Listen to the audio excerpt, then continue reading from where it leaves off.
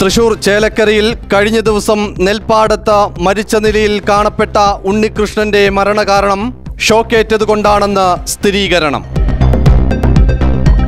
സംഭവത്തിൽ വെങ്ങാനല്ലൂർ സ്വദേശികളായ 2 പേരെ പോലീസ് കസ്റ്റഡിയിലെടുത്തു. മരിച്ച ഉണ്ണികൃഷ്ണന്റെ ബന്ധുവായ വിജയൻ എന്നയാളും സുഹൃത്തായ മണികണ്ഠനുമാണ് ചേലക്കര പോലീസ് കസ്റ്റഡിയിലെടുത്തത്.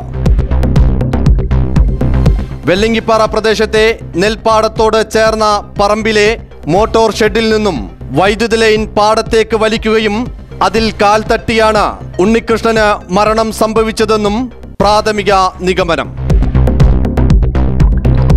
കാട്ടുപന്നിയെ പിടികൂടാനാണ് വൈദ്യുതി ലൈൻ പാടത്തേക്ക് വലിച്ചതെന്നും സംശയം. ഇതടക്കം ഉൾപ്പെടുത്തി ചേലക്കര പോലീസ് സമഗ്രമായി സംഭവത്തിൽ അന്വേഷണം ആരംഭിച്ചു.